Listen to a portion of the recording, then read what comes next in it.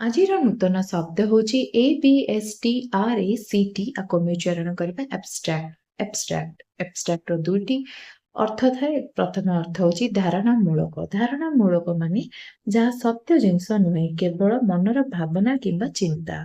ଦ୍ୱିତୀୟ ଅର୍ଥ ହେଉଛି ସାରାଂଶ। ସାରାଂଶ ମାନେ କୌଣସି ଲମ୍ବା ଲେଖା, କଥା କିମ୍ବା ବିଷୟକୁ ଛୋଟ କରି ମୁଖ୍ୟ କଥା ଗୁଡ଼ିକ କହିବା। ଏବେ ଉଦାହରଣ ସ୍ୱରୂପ ବୁଝିବା। Please read the abstract of this report before the meeting. ମାନେ ସଭା ପୂର୍ବରୁ ଏହି ରିପୋର୍ଟର ସାରାଂଶଟି ପଢି ନିଅନ୍ତୁ। ରିଡ୍ ର ଅର୍ଥ ହେଉଛି ପଢି ନିଅନ୍ତୁ, ଆବଷ୍ଟ୍ରାକ୍ଟ ର ଅର୍ଥ ହେଉଛି ସାରାଂଶଟି, ବିଫୋର ର ଅର୍ଥ ହେଉଛି ପୂର୍ବରୁ, ମିଟିଂ ର ଅର୍ଥ ହେଉଛି ସଭା।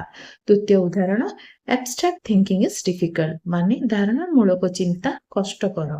ଆବଷ୍ଟ୍ରାକ୍ଟ ର ଅର୍ଥ ହେଉଛି ଧାରଣା ମୂଳକ, ଥିଙ୍କିଂ ର ଅର୍ଥ ହେଉଛି ଚିନ୍ତା, ଡିଫିକଲ୍ଟ ର ଅର୍ଥ ହେଉଛି କଷ୍ଟକର। ଏମିତି ଭିଡିଓ ଦେଖିବା ପାଇଁ ଚ୍ୟାନେଲ ସହିତ ଯୋଡ଼ି ରୁହନ୍ତୁ। ଚ୍ୟାନେଲକୁ ଲାଇକ୍, ସେୟାର, ସବସ୍କ୍ରାଇବ କରିବେ। ରହିଲି ନମସ୍କାର, ଜୟ ଜଗନ୍ନାଥ।